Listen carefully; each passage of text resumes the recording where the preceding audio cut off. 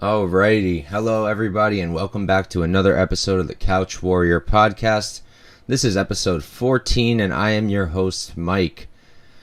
So, today we're going to be going over UFC Vegas 53. Not the most exciting card, but only this one, and then we're out to UFC 274, which should be a lot of fun. So that's cool. We'll break down this card today, and hopefully I'll try to keep it nice and short. Real quick, we'll recap last week, which was chaos, and then I'll go over this week's card as usual. So, just pulling up my results real quick. Last week, Saturday night, was literally a tale of two nights. So, I bet both Bellator and UFC that night, and on UFC, we fucking crushed it. We made 9 units with a 48% ROI. We got almost all our straight picks right, except for one, Lando Venata. Everything else we hit. The only things we didn't hit were the parlay I had with Barry on it, but I paid that back with a bet on Mike Jackson, so that was cool. And so I'll go over that real quick. And then we got crushed in Bellator, where I lost 9.11 units. So we actually ended the night down like 0.08 units, which, was just disappointing because I had such a killer night for UFC, and then it all went down the drain. So that was upsetting. But unit management is very important and something I'm still learning too. So that sucks, but what can you do? I'll go over the picks real quick. So we had Jessica Andrade, money line 2.5 units, hit Puelles plus 120, 1 unit, we hit that. Macy Barber, 1.88 units, we hit that. Sergey Hondasko, 1.1 units, we hit that. I'm shocked he got the KO. Preston Parsons, minus 110, 1.5 units, we hit that one easy. Felipe Lins, 3 units, that was dope, very greasy though. And then Mike Jackson, plus 900, quarter unit. Paid off my stupid parlay with Barry, so that was clutch. Honestly, Barry looked horrible. He has no place in the UFC either. Even if he got that win, like, what is he doing here? I don't understand what this was all about, like, making this fight over and over again, like, why? And then so we had parlays with Pedro, those all hit. We had 3 of them, Andrade and 2 with Arichi Lang. Our props, right by KO in round 1. Nope. Puelles by submission. That one hit. Plus 450. Jourdain round 3 KO. Didn't hit. Jackson by sub. Didn't hit. Lins by KO. Didn't hit. Villanueva by KO round 1. Didn't hit. Venata by decision. Didn't hit. Parsons by submission. Didn't hit. And Lemos Andrade fight ends by KO. Didn't hit. Keep in mind, I keep my prop plays small, so I have lots of prop plays, but they're usually for big odds and small wagers, so they don't often harm my night. I keep the parlays and the straight picks bigger. And so that's that. We did great last week on UFC. Hopefully we can keep it rolling. We did pretty well on PFL too. We made a few units, so I'm going to try to have some stuff out tomorrow, but I don't have a single pick yet. So I'm gonna be doing that after this. I'm going to hop off and try to break down some PFL and whatnot for you guys. So, excuse me, without any further ado, let's break this card down, huh? So, our first fight, we got Tatsuro Taira versus Carlos Candelario. Taira is 10-0. He's 22 years old, 5'7". We don't have a reach on him. And on the other side, you got Carlos Candelario, 8-1-0, 30 years old, 5'8", 67-inch reach. So, it's an inch taller. We're not positive about the reach, but I have a feeling that Taira's got a bit of a reach advantage. And this is a super interesting fight. First off, I mean, Candelario should I think he should be 9-0. I thought he beat Altamirano. I did have money on him, but I mean, Dana agreed with me too. The commentators agreed with me too. So I did think Candelario won that fight. And honestly, I'm surprised by some of the takes from people on this one. I'm hearing a lot of people thinking that Taira really can just take Candelario's back. They think he's going to finish him. It won't be that hard. The logic behind it is that Altamirano was able to take his back and take him down, and so was his Candido fight. Excuse me. So I think literally everybody's overlooking the fact that Candido was Aldo's BJJ coach. Candelario fought Candido Aldo's BJJ coach, didn't get submitted off 5 sub attempts, and won the fight. And we're saying we're not sure if he can handle somebody's grappling. Like, I think that he's already proven himself that he can handle grappling. He's got good grappling himself. I mean, the guy's got 7 sub wins. He has never been submitted. That Altamirano loss was his first loss, period. One thing I don't love is he did apparently retire before his Altamirano fight, but apparently part of the reason behind that was that the flyweight division was possibly getting cut. So I don't know what's up with that, but that's, I guess, something to think about. But honestly, I think these odds are all wrong. All wrong. It really doesn't make sense to me. So you got Taira. He's 22 years old. He's still super young. He hasn't fought anybody with any name yet. He's been fighting in Risen, in Shudo, which honestly isn't the highest level right now. Really can't think of anybody high level coming out of there in recent years. And like, who is he? So his last fight, Alfredo Muad, like that was the first fight I watched, and that was right away. I was like, this guy's not anything legendary. Like, he was getting hit by this dude who's a relative nobody compared to, you know, some of the guys that are in the UFC. And I don't know, I just didn't think he looked very good. I didn't think his striking looked very good. He's what I hate, pretty much. If you've watched my shows before, I hate guys who only throw kicks, and that's really what Taira does. He's primarily a kicker, and then he just tries to close the range. Doesn't often really even get takedowns. Sometimes, like his last fight, he rocked the guy and then just took his back. His takedowns are all right when he does shoot. He does take the back really slick. He's really good at that. Like, you can't deny it. He's really good at BJJ. He has 8 sub wins himself. Also never lost by sub, but he's never lost, period. He moves well laterally. That's good, but we also don't know how his cardio is really going to look. 7 of 10 wins in round 1, 1 of 10 in round 2, and he's only got 2 decision wins. And I watched his most recent decision win. And first off, the guy was like half his size, just a very small guy. And yeah, I mean, he beat him over 3 rounds in my opinion. But like, you saw lapses, and you saw his age. Like, you saw that there's definitely holes in his game. I think that on the feet, Candelario is going to be quite a bit better. He's got the better striking in my opinion. He puts together good combinations. He's got good output. He's got very fast hands. He's got decent takedown defense in my opinion, and he pops right back up. He doesn't give up a ton of control time. I put together his control time numbers only for the Altamirano fight. There's nothing for the Candido one because it's in one of the old seasons where they didn't give control time for the stats, and he controlled 5 minutes for 2 minutes he was controlled against. What's up, Kiarix?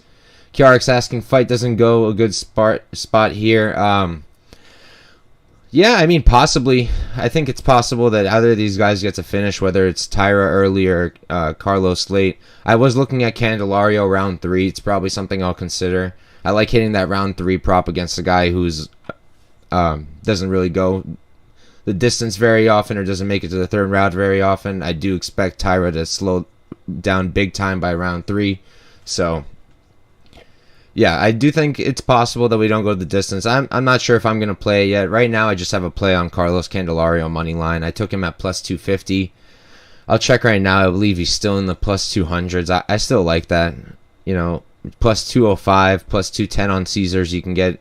It's slowly been moving down to like plus 195, but I like the plus 200 still. I do think he's just a better all-around fighter. Also, according to his Instagram at least, Candelario's been training at with Font over at the New England Cartel. That's what it's called, right? Yeah. And honestly, that's great for striking. I'm not sure how I feel about that in regards to grappling, but honestly, Font's had some very nice grappling in his recent fights. It's something I'll talk about later. So yeah, I think Candelario wins the fight. I think he probably wins by decision, but I think it's possible he finishes in round 3. I'll probably be sprinkling the round 3 prop for like 0.1 unit, depending what it is. Let me see what it is, actually. I'm sure it's up already. Candelario round 3 plus 800. Yeah, I'm 1,000,000% playing that one for a 0.1 unit to win 1.8. It's hard not to. So yeah, my pick's Carlos Candelario there. Next up, we got Gina Mazany versus Shanna Young. Gina Mazany is 7-5-0. She's 5'6", 68.5-inch reach, and she's training out of Extreme Couture. No, that's extremely incorrect. I gotta stop reading off there. I know that's not right because she dates Tim Elliott, and I know for a fact that she trains out of Glory MMA. Yeah, I have it in my notes. So Mazany's out of Glory MMA. And then Shanna Young, 7-4-0, 31 years old, 5'7", 65-inch reach. And she's training out of Knoxville MMA. So you got Gina Mazany with a 3.5-inch reach advantage. Shanna Young's 1 inch taller. And both women are fighting at a switch stance. So that's going to be an interesting one. This one, again, it's one of those spots where it looks like the entire Twitter and MMA universe is all lining up on Gina Mazany. Everybody's ready to throw Shanna Young in the trash because, you know, she's honestly looked really terrible in her last few fights. I'll pull them up right now. I know that in her Contender Series fight, that's something that's given a lot of people pause. She lost to Sarah Alper, which is a terrible look because if you've seen Sarah Alper fight, Sarah Alper does not fight very well. She's not athletic at all. And she was able to finish Shanna Young in the second round. But honestly, Shanna was winning that fight up until that point. Her most recent fight against Stephanie Egger, honestly, I give her a little bit of like pass there. I think pretty highly of Stephanie Egger. I was on her against Jessica Rose Clark, so I don't give her too much shit for that. And also Egger's judo. I forget what the credentials are, but she's some kind of champion and she's incredibly talented at judo. So getting taken down by her 2 times isn't the end of the world. Macy Chiasson, I mean, that's not as great getting taken down by her 3 times, but Macy's also huge. She's 5'11". She had a 72-inch reach. She's a really big woman. So again, there's an asterisk there. And then the Sarah Alper fight, there's no excuse there. But like you look at Gina Mazany, she hasn't looked great in her last few fights either. So first of all, she's got 2 wins in the UFC. Wu Yanan, who I think people sell a little bit short, but she's not very good. And Rachel Ostovich, who got sent over to BKFC to fight Paige Van Zandt. So, you know, nothing too impressive. She did win with the nice body kick, I remember, but I thought that Ostovich was winning some striking exchanges too, which is a terrible look. Against Priscilla Cachoeira, part of the problem there was she gave Priscilla opportunities and she took them, and that's how she got KO'd. She can't be standing in front of these women because she really just doesn't have the hands for it. Her striking is fairly basic. She's mostly a classic wrestle boxer. Her straight left is decent. She's got a decent jab, but she overreaches quite a bit. Her 1-2s are okay. Her striking defense is pretty terrible. She gets hurt a lot. Her grappling's fantastic. I mean, great trips, great wrestling, great double, good top control. She's never got a submission win. She got 1 sub loss. I don't see Shanna Young submitting her. She does have the 3-inch reach advantage here, but again, that's only really good for her striking. I don't know how much that's going to help her in the grappling. And I think that Young is honestly better on the feet, as much as it hurts me to say. Her kicks are really dope. She's got really good speed and flexibility on those kicks. She'll go leg, body, head, all really quickly. She'll mix them in with her punches.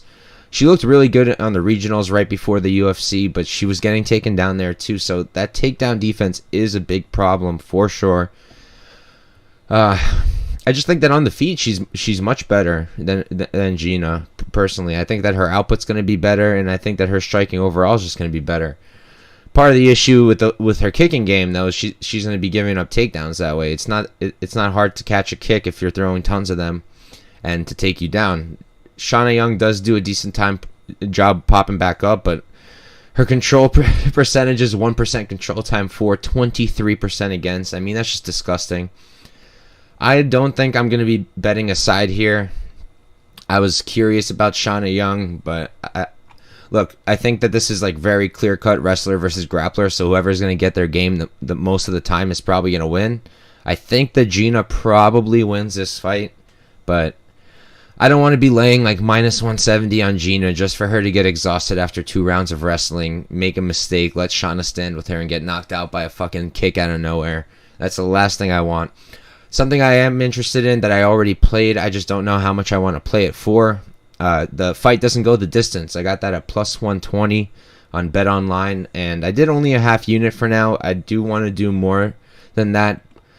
I just think that this is a really good violent spot here. You got Gina Mazany, so you look at her fights, right? She's got 7 fights in the UFC. 1, 2, 3, 4, 5 of them ended by finish. She's only got 2 wins, and 1 of 2 of those wins was by finish. And then you look at Shanna Young, 3 fights in the UFC. She's been finished 2 of 3 of those times. She hasn't won a single fight, so nothing there. But yeah, I think that there's a good chance that we don't go to decision, whether it's Gina Mazany finishing her from on top, maybe with ground and pound, maybe a sub, even though I don't really see it. Or if it's Shanna Young knocking Mazany out on the feet, I think that's possible too. So I like the fight doesn't go. I don't like any sides though. All right. I've got a fairly strong take here. I wouldn't call it an island because I'm with the favorite, but I'd say it's a fairly strong take. My phone's blowing up. Sorry. Okay, nothing important. So here we got Mike Breeden versus Natan Levy. Mike Breeden is 10-4-0. He's 33 years old, 5'10" with a 70-inch reach, and he's training out of Glory MMA. And then on the other side, you got Natan Levy. He's 6-1-0. Excuse me. 30 years old, 5'9" with a 72-inch reach, and he's training out of Syndicate MMA. So you got a 2-inch reach advantage for Natan, 1-inch height advantage for Breeden, but it's the reach normally that really matters. And this is honestly a fairly interesting one. I had a stronger take at first in the way of Levy beforehand, and then now I'm not so ready to chuck a ton of units on him. But anyways, Breeden, he's got 2 fights in the UFC. One in the Contender Series, 1 in the UFC. On the Contender Series in 2020, I believe it was, he fought Anthony Romero. There, he got taken down 3 times, but honestly, what was good there was he barely got held down. He did a very good job popping back up, so you got to give him credit there. Romero's a strong guy, and he's pretty damn good of a fighter, too. Romero got 2 of 9 takedowns there, and he got 25 seconds of control time, which is nothing. But he did beat up Breeden on the feet over 3 rounds. And Breeden is honestly incredibly hittable. He's got a 46% striking defense. Against Alexander Hernandez, look, I mean, I can't really blame him too much for getting KO'd by him. Alexander Hernandez is just a level above him, and I think that's what everybody expected. That's what the odds makers expected, and it's what happened. Breeden did look, he looked good. He looked like he was trying at least. Like he doesn't come into these fights to pick up a paycheck. He's here to fight for your money. At least that you can, I know a lot of people like to bet on dogs who will fight for your money. I do too. I know that's why a lot of people are on Vera, why a lot of people are on Elkins, because they fight for your money. Breeden will fight for your money, but I'm just not sure if his fight is enough to beat Levy here. I think that Levy is much better in the grappling department. We saw that in the Contender Series against I'm blanking on his name. I think his name was Shaheen. Yeah, Shaheen Santana. We saw Natan's grappling there. He's got a really solid takedowns. He's got good top control. His sub game is strong. He's got 5 submission wins. Never lost by sub. Breeden has lost twice by submission, but that was only in his amateur career. He has not been submitted as a pro, and I'm sure doing work over at Glory MMA has helped with that. My issue with Levy, why I'm not willing to go too hard on him anymore, is his striking is a little more sloppy than I remembered it being. His combinations are pretty good, but he wings his strikes a decent amount. He'll leave himself open because of that. His kicks are another thing that leaves him open. He can get pretty damn sloppy with them. I felt like there was a lot to be desired still with the striking. His jab is good, but he needs to use it way more. His hooks are good when he's not winging them. He lets it go really nice. He looked way better in round 3 against Garcia when it came to the striking. Once he started being a little bit straighter with the punches. His striking defense is solid, 60%. He moves his head pretty well, but he's still getting countered after those strikes with the loopy shit. Good trips off the fence. Solid top control, like I said before. I like Levy. I'm worried about what happens if he can't take Breeden down, and Breeden's just walking him down and landing on him, and Levy's just being sloppy, looking for those crazy shots. And maybe he lets the fight slip away from him. I don't think it happens. I think Levy probably beats him. I think he could finish him, could sub him. But the sub props like juiced. I don't like it. It's like what? I think it was like plus 200 last time I saw it. Yeah, plus 215. You're going to give me plus 450 on Puelles by sub, but you're going to give me plus 215 for Natan Levy? No, thank you. But I do have Levy. I have Levy money line for now. I got him at minus 188 for 1.8 units, but I'm going to wait and see how much more he drops. He's currently at minus 182 on BetOnline. If the lines keep going down towards Breeden, I'll definitely hop on Levy for a little bit more, but that's about it. I do have Levy winning this fight, though. Next up is a banger. We got Yohan Lainesse versus Gabe Green. You got Lainesse, who is 8-0, undefeated. He's 29 years old, 6'1", 76-inch reach. And he is training out of, let me check my notes. I don't know if it's actually Brazilian Top Team. I don't think it was. It's Center XPN Montreal is the most recent gym I saw on his Instagram. And he's fighting at an orthodox stance. And then on the other side, you got Green. Green is 10-3-0. He is 28 years old, 5'10". He's got a 73-inch reach. And for his gym, I did my digging, but I couldn't really find much. It looks like he's just bouncing between boxing gyms as far as I could tell. So that's what I have there. And this one's interesting. I know a ton of us are on Green. I'm on Green. The line has been flying down since this past weekend. I got him at like, what did I get? I got him at minus 115.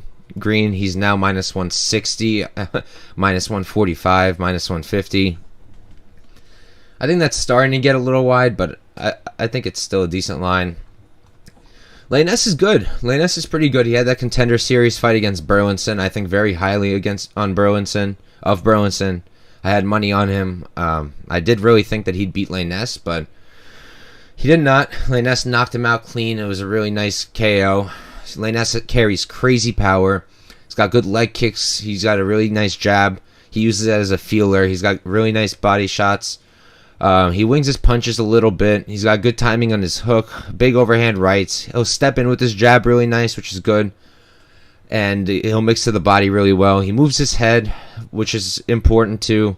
But he does overextend on his punches a bit. And honestly, his grappling is decent too. He can shoot for takedowns sometimes.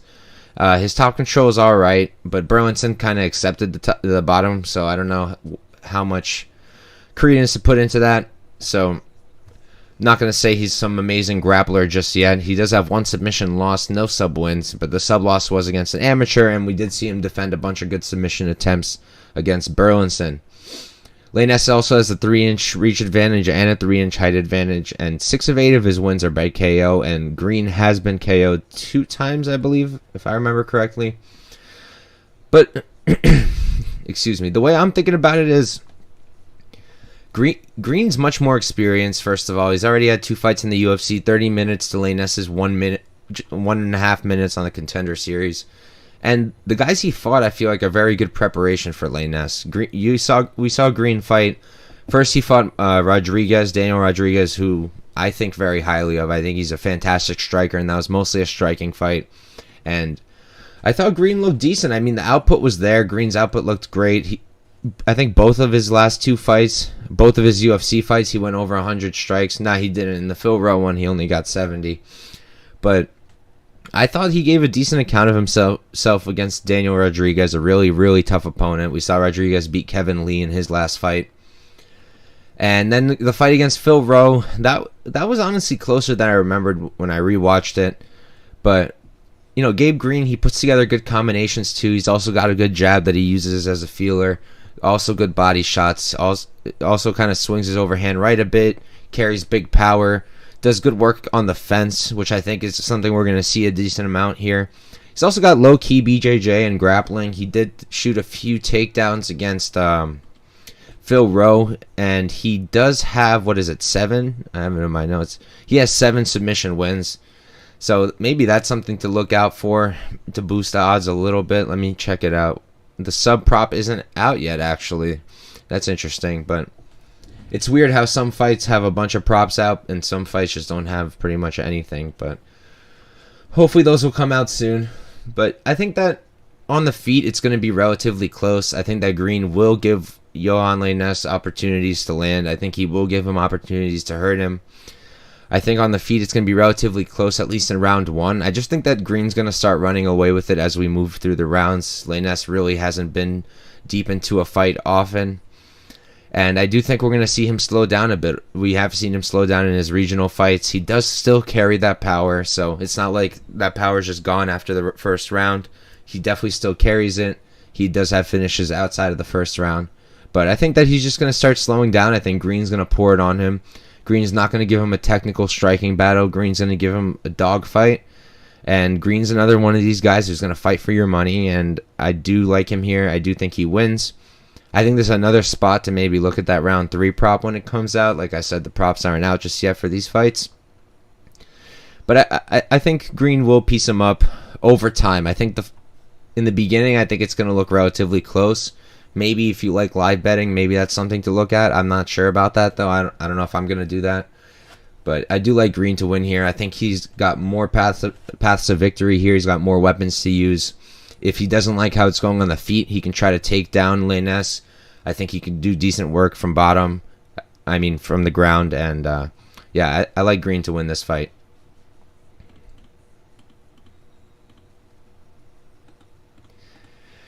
All right, this next one we already broke down last week, and it's not like anybody really needs a breakdown.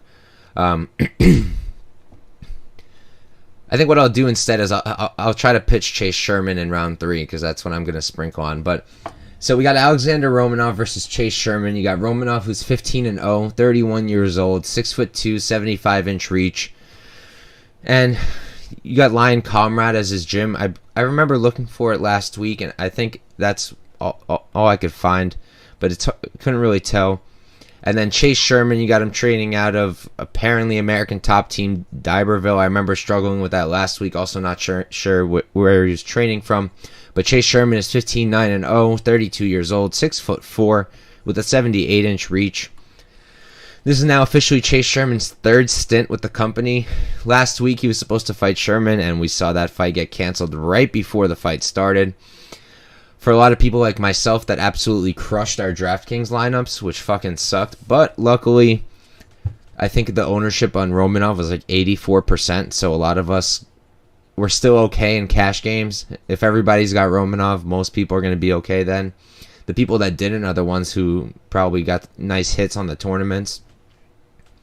But Kiarix is saying, let's hope this fight doesn't get pushed back another week. Honestly, for a second there, I thought that Sherman pulled a fast one. Got his new contract, was like, yeah, I'll fight Romanov. And then right before the fight, he's just like, I can't do that. And then Dana was just like, all right, so you're going to fight him next week instead. I don't know what the fuck happened, but excuse me. Yeah, I don't see this getting pushed back again. I mean, if somehow it gets canceled again, I think they're just going to get rid of Sherman once and for all. This is his 3rd stint with the company. Look, you guys don't need me to tell you that Romanov is probably just going to take Sherman down and beat the fuck out of him. But I will say this. Romanov has showed tremendous holes with the striking. He doesn't have very good striking. He depends on big kicks and big strikes, and he leaves himself open, so it's something to consider. We saw Rogerio de Lima and we saw Vandera both land on him. They didn't have like crazy success, but on the feet, I would say they looked better than Romanov did. And another thing, just to mention, I know that myself personally, even last week, I was saying, Sherman got subbed by Collier in round 1, blah, blah, blah. It's not like Collier just took him down. Collier took him down off a kick. Caught a kick. That's how he got him down. It wasn't a takedown. Not saying Sherman has some legendary takedown defense, but he's a big man, and I think it's going to be harder than like just pulling his leg to take him down. Look, I do think Romanov washes him. I'm probably going to rebet the sub prop just like I did last week if I can get the same odds. I got it at minus 115 last week, so I really do like that. But I think you kind of have to play Sherman round 3. Sherman, I made sure to check this. I checked his fights, and I checked to see if he keeps up the output in round 3. And he does keep up the output. He's still got the striking, and I do think he has the better striking on the feet here. So if we get to round 3, and Romanov is exhausted, I mean, it's possible. I remember last week it was like plus 5,500 for a Sherman round 3 KO. I mean, I'm going to play 0.1 unit on that all day long. Kiarix is saying Sherman is going to try to get a Mike Jackson type win here if he's smart. Honestly, excuse me. I think that was like something we could have even like expected, because after the week before where we had all that like what's it called, controversy, when we had all that controversy about the no contests in the third round, blah blah blah, I had a feeling that if we got more fouls that a ref was gonna call a DQ this time around, and I wasn't that surprised when Jackson got the DQ. I mean, I'm not saying I thought he was going to get it. I'm saying once I saw him injured with the eye poke and whatnot, and I knew the fight was going to go on, I thought it was going to be a DQ, not a no contest. I mean, Romanov is a sloppy fighter too. It could happen. I'm not going to bank on it though. I do think that Romanov probably just washes Sherman, so I'm going to stop talking about this fight now and just move on.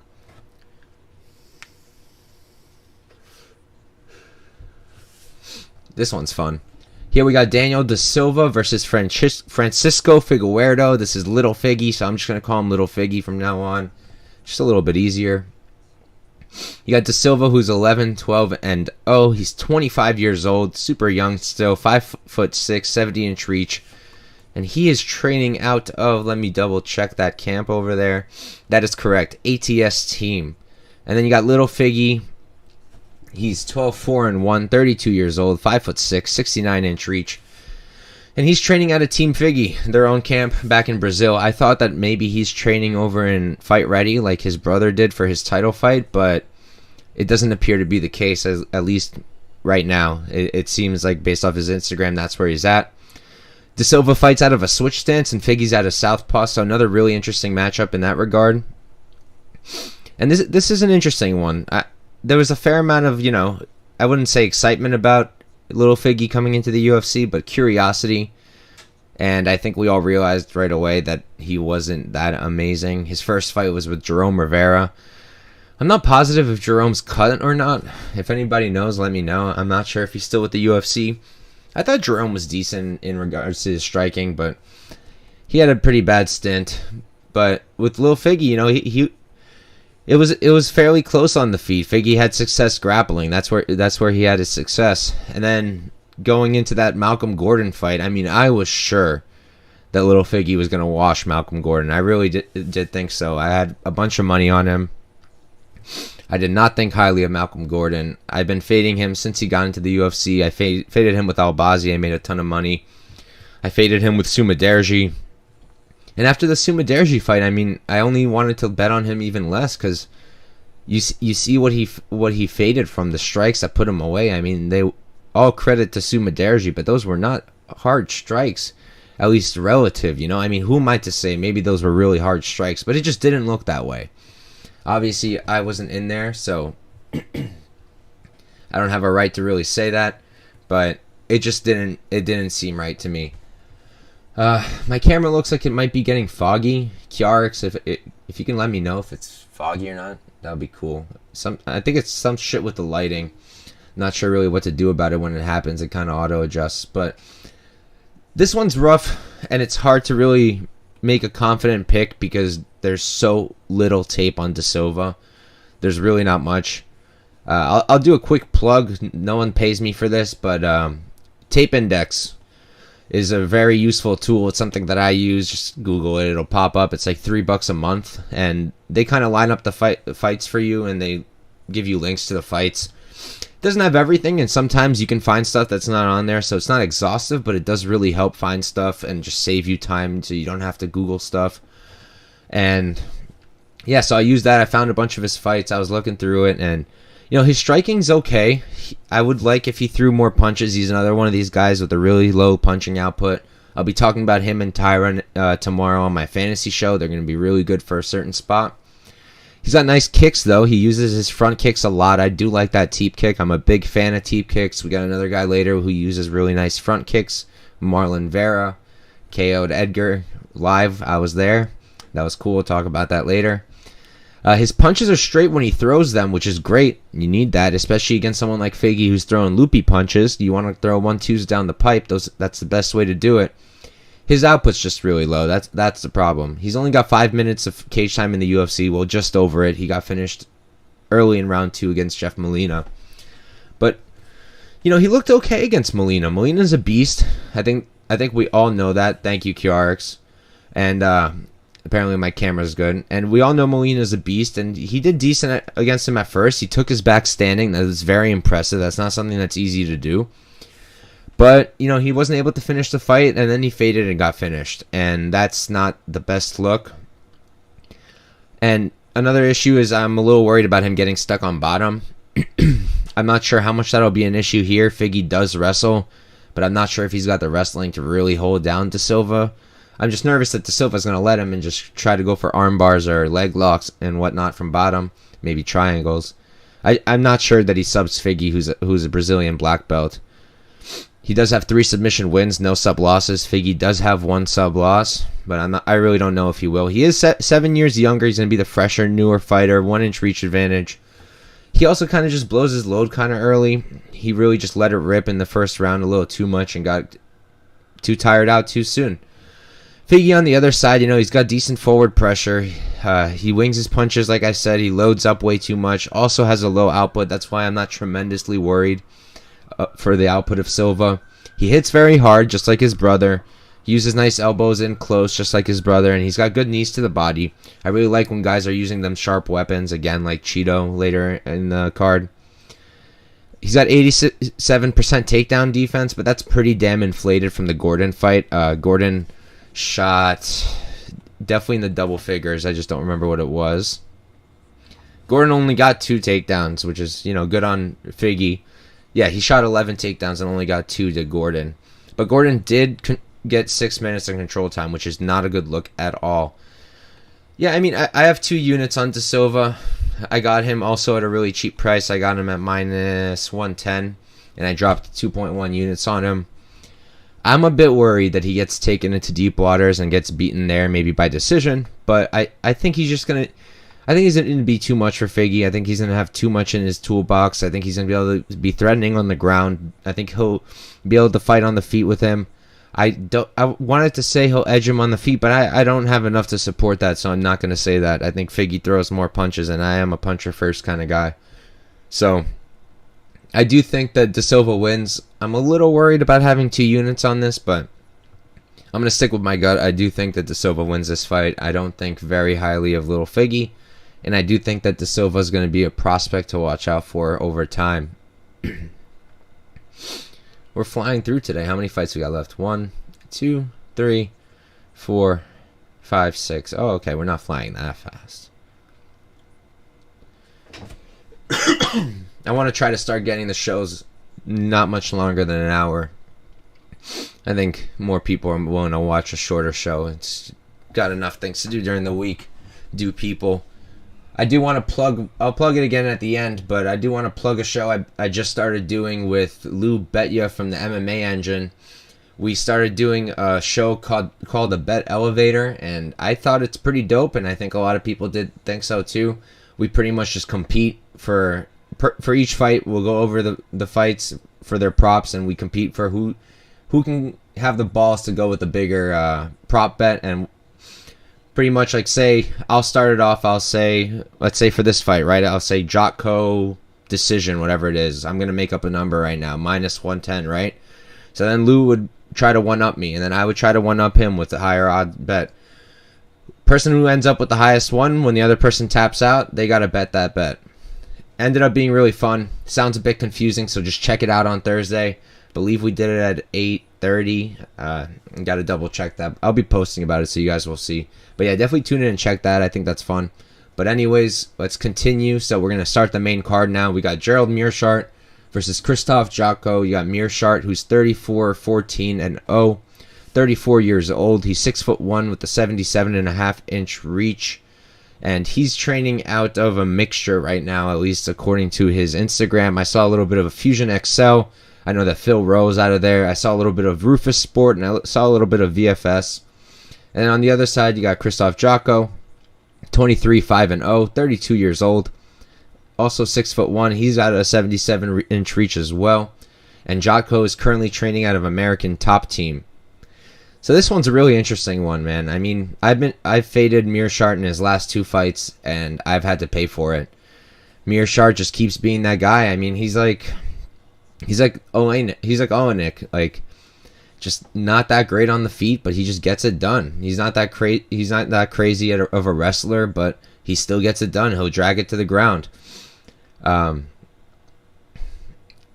So I guess the first fight I wanted to talk about when we're talking about these two is Meerschaert and Meerschaert and Mahmoud Muradov. So I had a ton of money on Muradov, even as like a minus whatever 300 something favorite. I thought that he was gonna roll there, and Meerschaert beat him, and he beat him by using pressure and by just making him not know what to do. Muradov needed a clean fight, and Meerschaert didn't give it to him.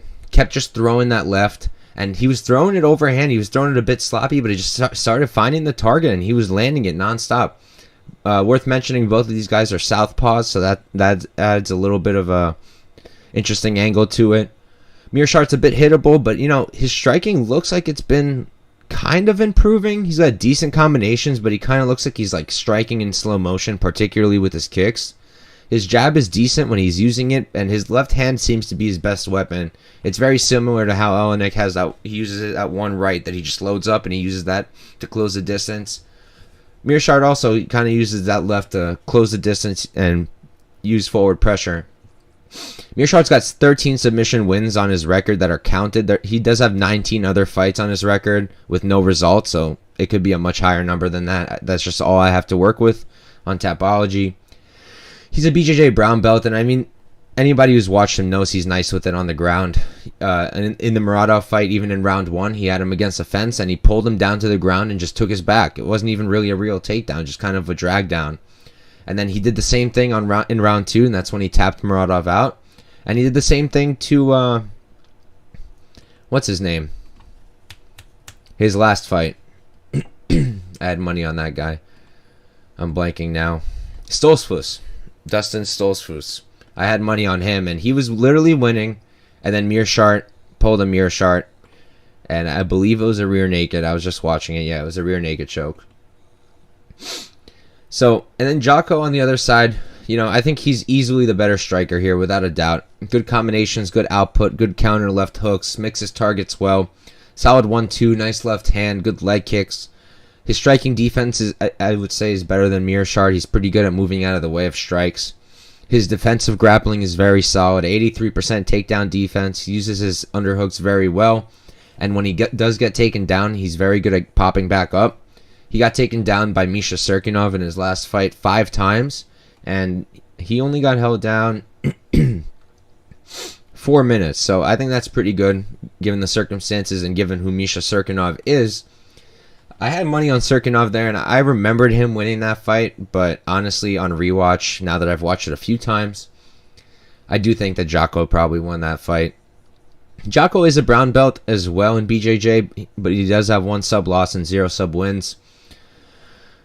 This is one that I think is fairly straightforward. I think that Jotko is probably going to win this by decision. More than likely he will. I think that this does go the distance, probably, if Meerschaert doesn't win it. I just think on the feet, Jotko is going to be much better. But again, Jotko, like Muradov, he needs a clean fight, and he needs space to work. Meerschaert, if he just moves forward, takes the shots, keeps moving forward, throwing that left hand, keeping it straight, using a jab, he can make things difficult for Jotko. And then once you get the guy making mistakes, that's Gerald's world. That's where he excels. That's where he does the best. So I was going back and forth on how I wanted to play this all day today. And part of me wants to just take Jotko and forget about it. But I don't think that's what I'm going to be doing. I think what I'm going to do is I'm probably going to be playing Gerald Meerschaert decision, no action. Meaning, if he wins inside the distance, I win. If Jotko wins inside the distance, I lose. And then if we go the distance, no matter who wins, I just get my money back. So I don't think Meerschaert wins this decision. I don't see how that would possibly happen. He would have to be controlling Jotko on the ground for 2 rounds in a row, and I just don't see that really happening. I think most likely Meerschaert just breaks him over time if he does submit him. but it's possible that he doesn't. I think it's going to be a fairly close fight. It's one that's, I was going to say difficult to read, but maybe not so much. It's fairly straightforward. It's just who you think is going to really impose their game. Is Jotko going to get his clean striking fight, or is Meerschaert going to be able to make this dirty and make mistakes? I think that Meerschaert will probably be able to make a mistake, and I do like that decision no action prop. So that's probably what I'm going to play. I still have to see what the odds are going to be on that, so I'm going to have to see before I say anything, but that's probably going to be a play that I make. Any plays I make, I drop them on my Twitter, and I drop them on my Bet MMA account, which the link is also on my Twitter. The Twitter is Couch Warrior Pod. I drop all my picks as soon as I make them, so make sure to follow if you don't already. And yeah, so the pick here is going to be Meerschaert, decision, no action. Alright, this next one, I'm also on an island on, I believe.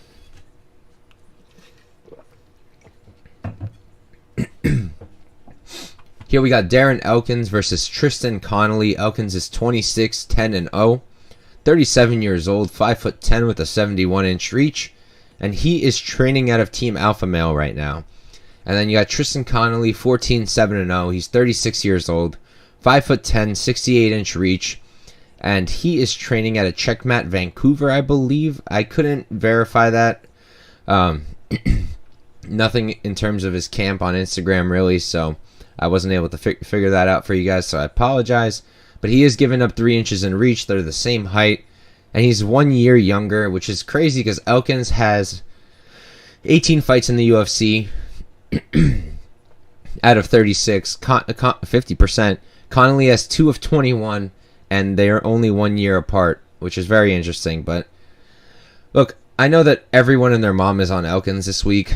Everybody thinks that he's going to just be able to last until, round 2, 3, and then pick it up in classic Elkins fashion, overwhelm his opponent and whatnot.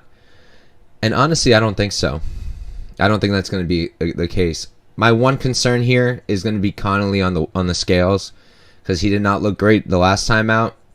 I mean, look, he's not that big compared to Elkins. Elkins is also a big guy at 45, but we saw Connelly fight at 170 against Michel Pereira. That was his first fight in the UFC. I believe it was Pereira's debut as well. And excuse me. And I think that showed a lot about Connelly. First off, look, I know a lot of people are saying that Elkins he's got this pressure and he's got that dog in him. So does Connelly for both of those things. You watch both of his fights with both Sabatini and Pereira, and what does Connelly do the entire fight? He walks down his opponent nonstop, walking forward, walking forward, walking forward. Even against Sabatini with that takedown threat, he was just chasing him down, and he won round 3 in my opinion. So he has that same pressure that everybody's loving about Elkins. And then the dog in him, I mean, how do you come in and fight Michel Pereira up 3 weight classes on short notice? I understand Michel Pereira did a whole dance routine on his way to the octagon, and that's why he was so exhausted. But, you don't beat a guy like that on short notice with that size disadvantage unless you're an absolute dog.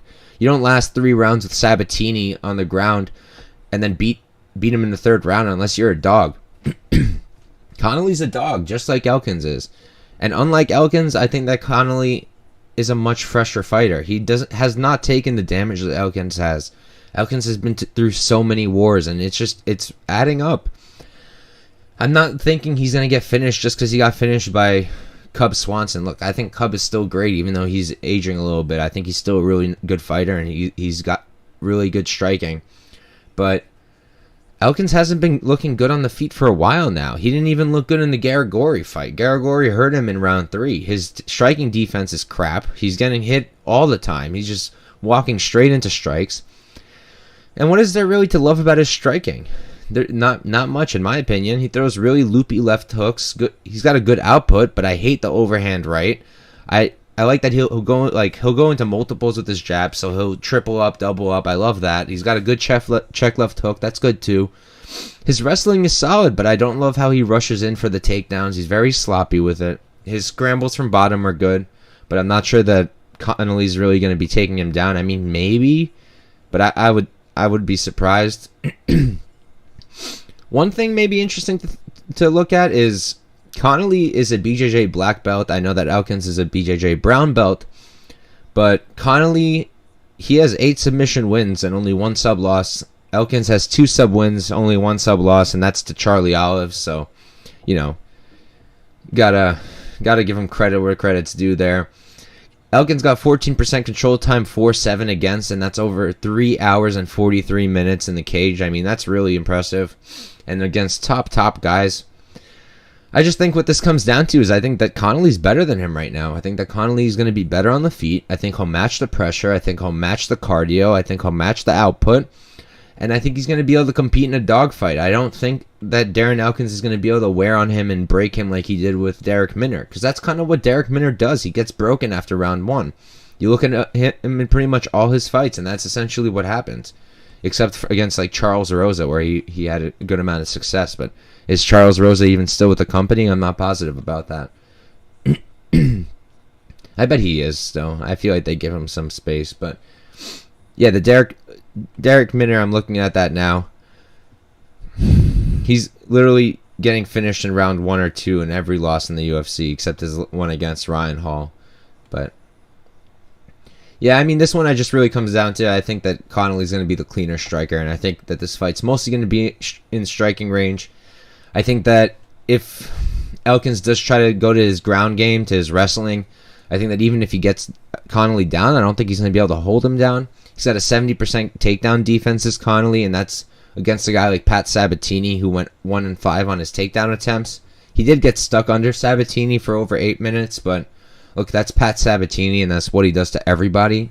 And I give all the credit to Elkins, but Elkins is no Pat Sabatini in regards to the wrestling and the grappling. So, yeah, I'm going with Connelly here.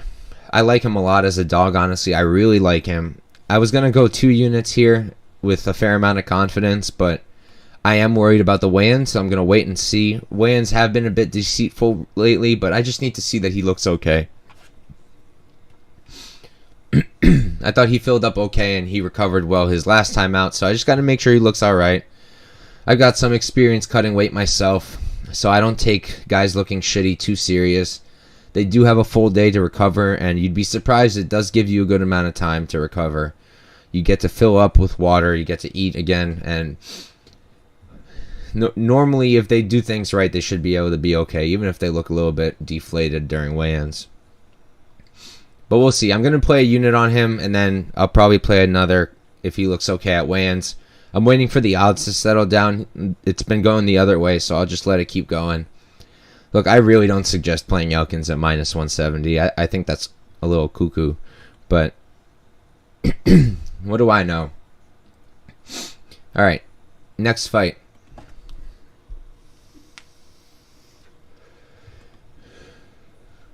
Here we got Jared Gordon versus Grant Dawson. Gordon is 18-4-0. He's 33 years old, 5'9" with a 68-inch reach, and he's training out of Sanford MMA. And I don't think he's training at Renzo right now. And on the other side, you got Grant Dawson. He's 17-1-1. He's 28 years old, 5'10" with a 72-inch reach. And he is no longer at Glory MMA either. He is now at American Top Team, which should be really interesting to see how that changes his game and affects him going forward. So he does have a 4-inch reach advantage here and 1 inch reach advantage. Kiarik saying Tapology predictions wide as always. Oh, hell yeah. Like I said, I think last show, I think that's partially because people want to rack up those Tapology points, and they'll often just chase each other. So if a big favorite's already a big favorite, everybody will just enter that as their prediction. So I think that's partially why it's like that sometimes. But this is a super interesting fight, particularly because I feel like stylistically it's identical to Jordan's last fight. I mean, Gordon's last fight against Jared Selecki. I had Selecki there. I thought he'd be able to do enough to win, but he didn't. But I do think that he showed the holes, and I think he showed how Dawson would win this fight. Selecki was able to get him down. Selecki was able to control him. He was able to rack up some control time, and I think that Dawson's going to be able to do that and do it better. Dawson's grappling is really fucking good. He's one of these relentless grapplers who just shoots takedowns nonstop.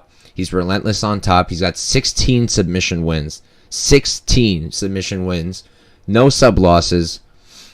Great top control, great double legs, great trips. Excuse me. My issue with him is his striking. I don't love his striking. I think it's fairly basic. He throws that overhand right way too much for me. His kicks are good. He mixes them up to all three parts of the body, legs, body, head. So that's dope. I just wish he would throw more strikes. I really don't love the grapplers who focus on kicks and overhand rights, but that's what he does. I'm hoping that ATT's been able to shore up his striking a little bit. I mean, the bodies he has over there, Mateus Gamrot, I'm not sure who he's working with in particular, but I hope it's guys like that. So I think that he's got the clear advantage on the ground here, but it is worth noting Gordon is also a good wrestler. He does have good grappling. He's shown that in his last few fights too. He was able to deal with Selecki, and Selecki's a very legit grappler himself. Lots of submission wins himself, and Gordon was able to hold his own, fight him off. He was able to take down Danny Chavez twice, and I think very highly of Danny Chavez. I was sure that Chavez was going to win that fight, and he proved me very wrong.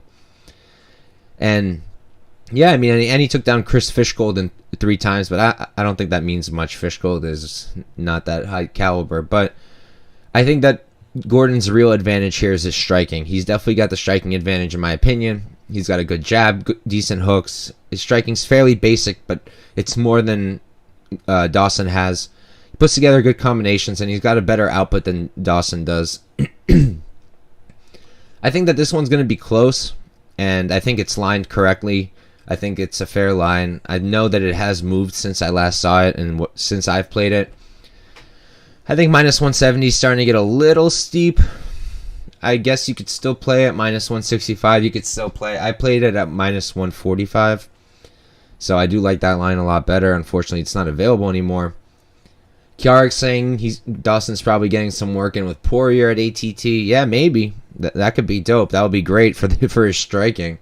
I hope he's focusing on his striking and not more of his grappling, because I don't think he needs that for this fight. But yeah, it's another one of these striker versus grappler fights. Who's going to impose their game better? I think the main concern here is what happens if Dawson gets to round 3 again. Is he going to look like he did against Ricky Glenn? I don't think so. He's a young guy. He's going to be constantly improving, and no fight is ever the same. So I think that I do expect him to have the cardio in this 3rd round. But it is something to think about, and if he can't get Gordon down, I think he could be in trouble. In the striking realm, I think he could be in trouble. I think he'll get pieced up a little bit. So I do like Dawson to win. I've got 2 units on him, but I think it's going to be a close and competitive fight. Gordon is no slouch whatsoever, and I think it's going to be a close fight. So give me Dawson, but be careful. I don't like this card for parlays. I'm saying that now. You'll see if you look at my Bet MMA. I don't have any parlays yet. Unless I'm blanking. No, I don't. I don't have any parlays yet. I don't even know if I will, honestly. I'm thinking about putting together a round robin, because I feel like since so many of these guys are like in the minus 100 realm and it's very short favorites, I feel like it could be good for a small round robin with small wagers, but I have to see. It's something I'm going to have to feel out as the week goes on. I'll see how many bets I make on PFL, but we'll see. So this next one is super interesting. We got Andre Fili versus Joanderson Brito. Andre Fili is 21, 8-0. He's 5'11". 31 years old with a 74-inch reach, and he does train out of Team Alpha Male. And on the other side, you got Brito. He's 12, 3-1. He's 27 years old, 5'8" with a 72-inch reach. And he is training at a shoot box still, I believe. And 1 second. Both of these fellas are fighting out of Orthodox. That's what I wanted to see. I thought maybe Fili was a southpaw, but no. They're both Orthodox fighters. So this one is super interesting, right? So Brito is relatively fresh off the Contender Series. He made his debut not too long ago against Bill Algeo in January. And, you know, he lost that fight convincingly. I believe I bet Algeo there. I don't remember. But I think he showed some good things that are going to be key in this fight. He put together decent combinations, and, you know, he started the fight winging his punches too much and leaving himself open. But as the fight progressed, his striking got sharper, which is kind of weird because you see a guy like him with all that muscle, you think he's going to slow down. But he looked sharpest in round 3, in my opinion, against Algio. He was landing that 1-2 all day long. Why? Because he started throwing it straight. So many fighters loop, and I don't get it. Because if your opponent's looping, your 1-2 down the pipe, he's going to land all day long. A straight jab will land all day long. Brito, when he does that, when he's throwing straight, he's landing all day long. Solid jab, big power, good straight right, nice hook. Like I said, really good 1-2. He was bopping Algio with that in round 2 and round 3. His striking defense is sloppy. You got to admit that. He got hit a ton in that Algio fight. He leaves himself open for tons of strikes, tons of counters, so that's something to consider. But it's also something to consider is Algio is a good striker too. I think highly of Algio's striking, so I don't think it's crazy to get outstruck by him, especially with the size disadvantage. Now, Brito can also grapple. We saw that in his Dana White Contender Series fight. He's got a great double leg, very strong top control, and great submission defense. He defended against so many submissions on the Contender Series against Diego Lopez, who looked very good on the ground. Brito's got 4 sub wins of his own, 0 sub losses.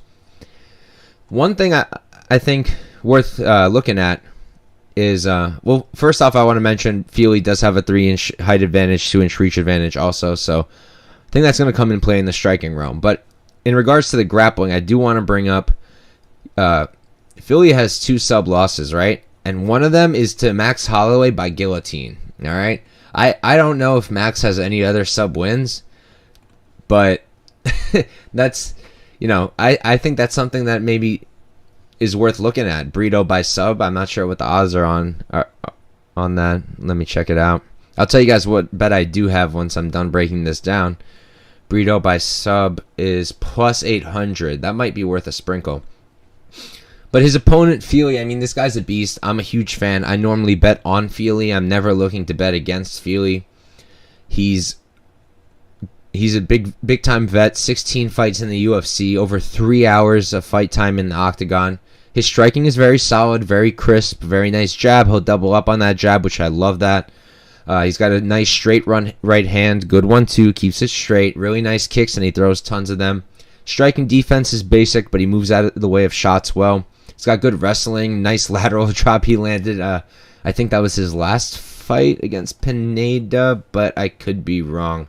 It might have been Jourdain. I don't remember which one it was. I think it was Pineda, though, because I remember him just styling on Pineda. 68% takedown defense. So that's another thing that's important here, because Brito will be shooting, I think. But Fili can wrestle, too. So I really don't know that the grappling is going to be in play. Kiarx is saying, was that Holloway sub a club and sub? I actually don't know. I didn't watch it. But I have to imagine that it probably was, because I'm not sure how else that would have worked. I mean, I guess if Fili just went for a sloppy shot, Holloway's still Holloway.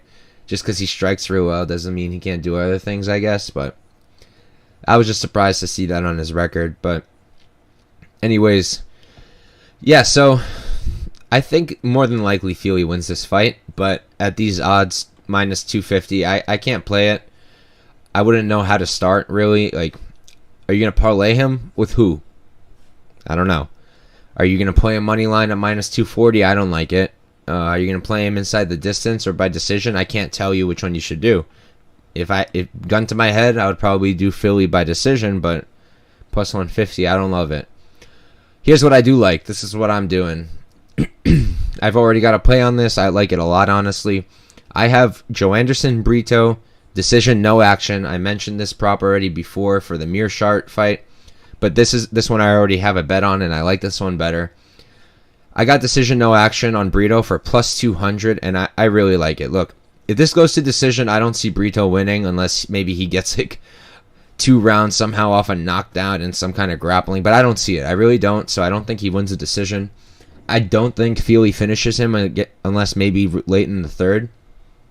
But I think that Fili can be finished. I think that we've seen him rocked, like against Jourdain, and I think we've seen him in some trouble in the grappling realm, even though he does do a really good job defending himself. And I think that Brito is extremely strong. He's a dog. He's got really good forward pressure, and he's not going to stop until the fight's over, regardless of how it ends. So I do like Brito decision, no action, because if it goes to decision, I get my money back regardless of who wins, and I don't think it's going to be Brito.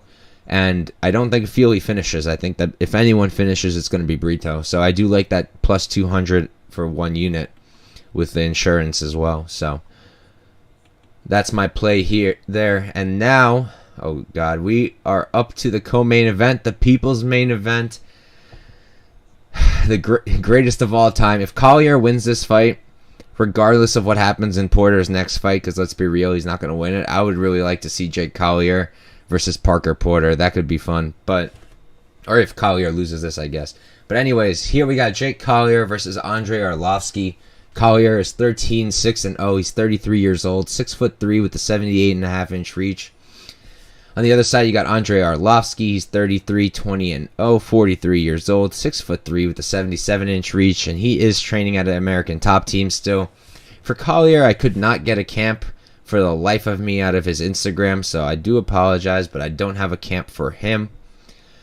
And I mean, this fight it's weird. Look, first of all, I just want to point out, if anybody thinks he's going to sub Arlovski like he subbed Sherman, I don't know what to tell you. Like, do you really think he's as good as Aspinall is? Like, Aspinall was able to sub Arlovski because of how strong he is, because of how fast he is, because of how quickly he ducked into that shot. None of those things is something that Collier can do. He took down Sherman with the caught kick and then got that rear naked. Look, props to him with that much weight on him, hopping on the back and taking rear naked. Kiarik saying if Arlovski wins here, he's running out of bumps to fight. Yeah, man, I mean, I've been saying this forever. Arlovski beats any unremarkable heavyweight he fights. It's the way it's been. Off the top of my head, just recently, right? Carlos Felipe, Jared Vanderaa, Chase Sherman. He lost to Aspinall. And was there anybody else? Let me double check.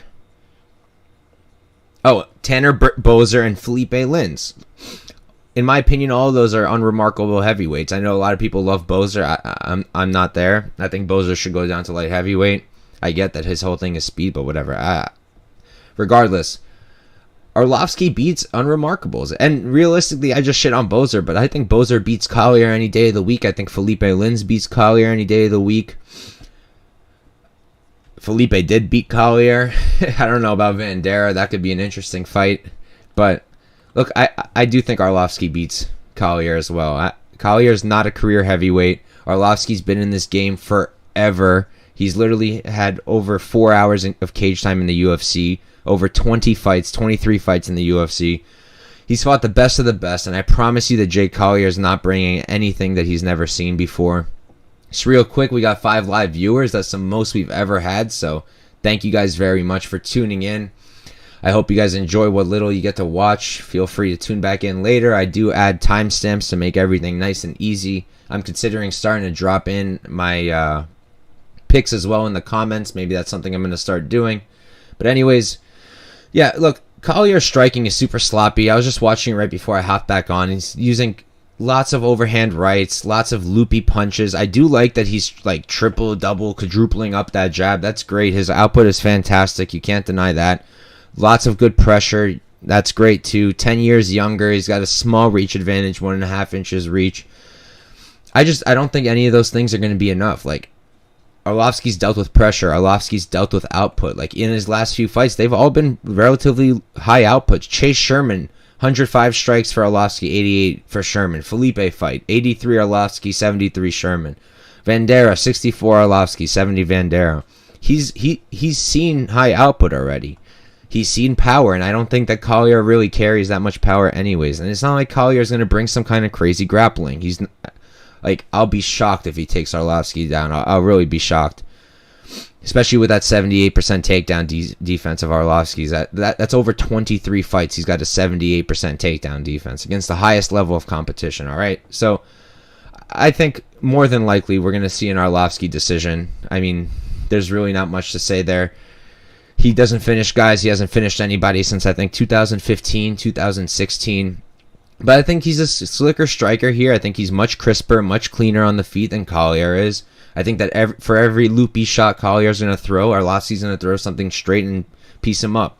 I don't think Collier's going to be able to get him down. And I think that Collier's cardio is honestly worse than Arlovsky's, even though Arlovsky's like, what, 43 years old?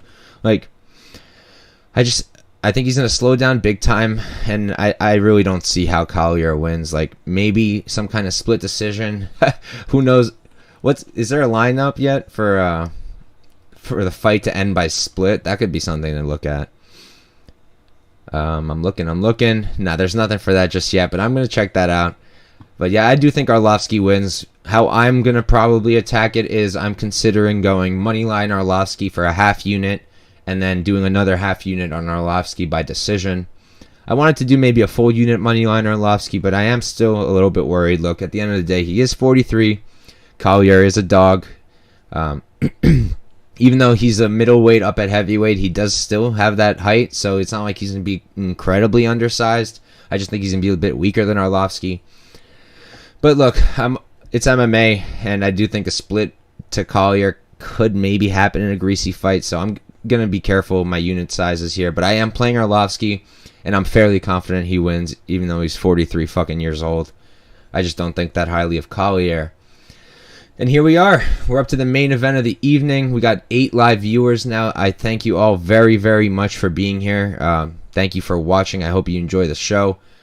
And, alright, so here we go. We got Rob Font versus Marlon Vera.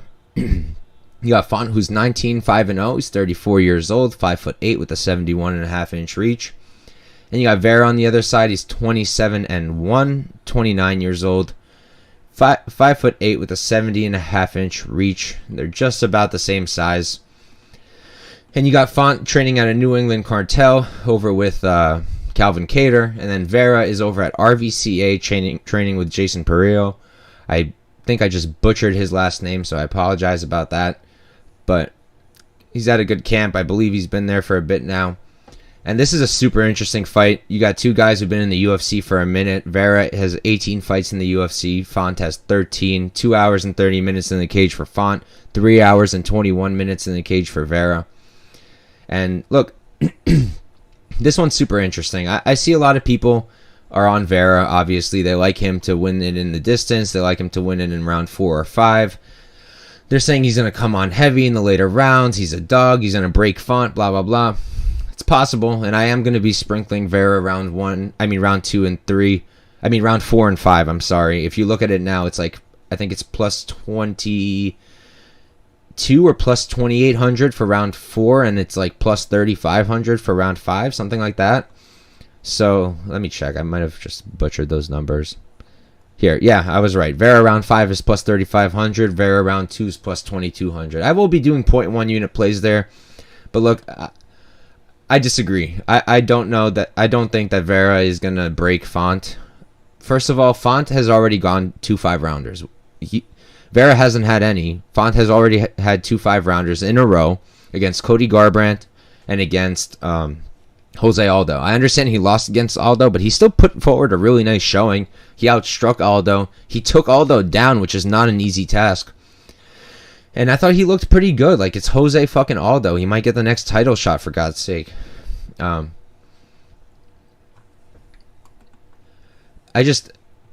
feel like on the feet, Font is much, much better. I get that Cheeto is good. I like his combinations too. He's got a good jab. I like that he uses elbows and knees a lot. I really love that kind of shit that can cut someone up, end a fight like that. You don't even have to be winning a fight. You can just open them up and then you win by doctor stoppage. So those elbows are always a great weapon to have. So of course it's really nice that Vera does that. His front kick that he knocked out Frankie Edgar with, that's great, and he does that all the time. He's got a really good output too, good 1-2, nice knees up the middle. Look, there's a lot to like against Vera. He is relentless. He is a dog. He fights nasty, which is really important too. But he can get a little sloppy. We saw him give up takedowns to Frankie Edgar because of that. I was there live. That was awesome. I did have money on Vera, so when he got that front kick KO, that was really cool to see.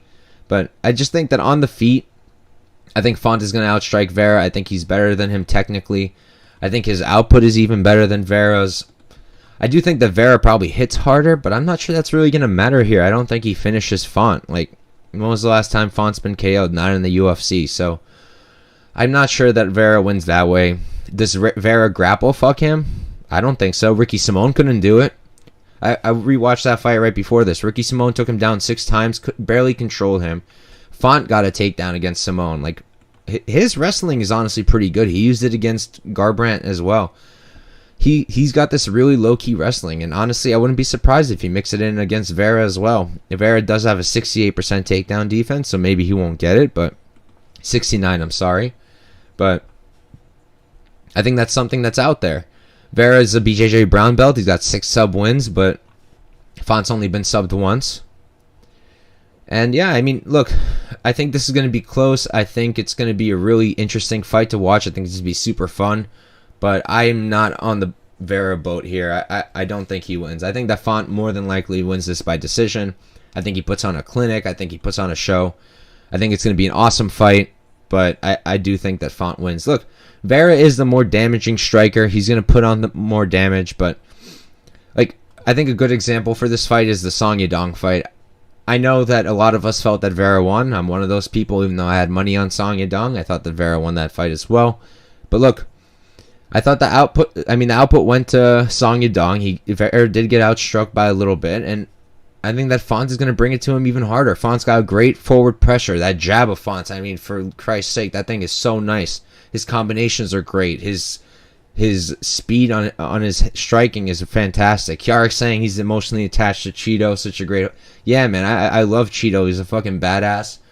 I want him to get a title shot, even though he hasn't beat anybody. I just want to see him fight for a title. I just don't like him to win this fight, unfortunately. I do try not to bet with my heart. That helped me a lot with the Peter Yan fight. So I really do try not to bet with my heart. So I do think Font wins. I think he wins on the feet. I think that Vera's best paths to victory are the grappling and to break Font in round 4 and 5, but I just don't see it happening. But I will hedge with it. I do suggest, laying 0.1 unit on Vera round 5 and round 4. I mean, to win 2.2 units or to win 3.5 units off that, it's great. And I do think that's most likely how Vera wins if he does win. But I do think that Font wins, and I think that he wins by decision, and I think he outstrikes Vera. So yeah, and that's it. We just worked through the card in under an hour and 20 minutes, so that's already a great improvement. Let's fucking go. I'll run through my bets real quick. I'll bring up my show on Thursday one more time and my show tomorrow, and then we'll get the fuck out of here. I got to break down some PFL for tomorrow. There's a lot of spots I want to look at, and I think I'm going to have some fun with it. But anyways, all right. I'll give you guys one PFL pick I already have. I'm waiting on the line for it. But all right, so we'll go over my bets so far, what bets I still want to make.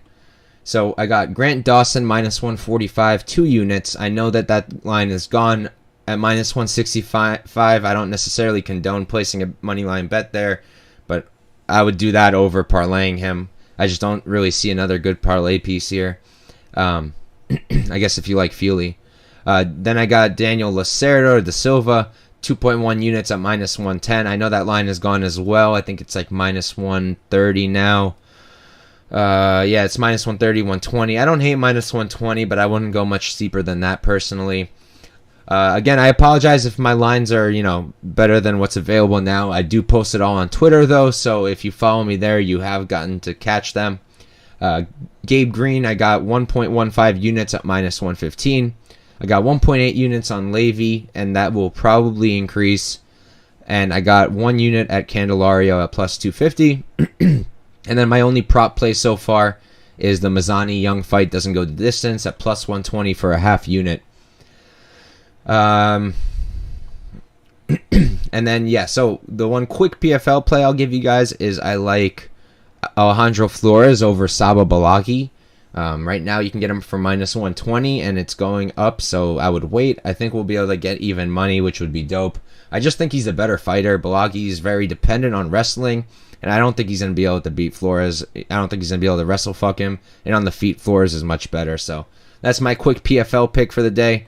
And yeah, so tomorrow I'm doing my fantasy show. I'm not sure what time yet. It might be late. This is a crazy week for me. I've got law school finals next week, so it's all chaos, but I'm doing what I can.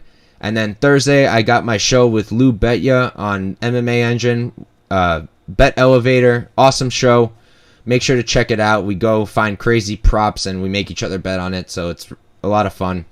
Thank you guys for tuning in. I appreciate everybody here, and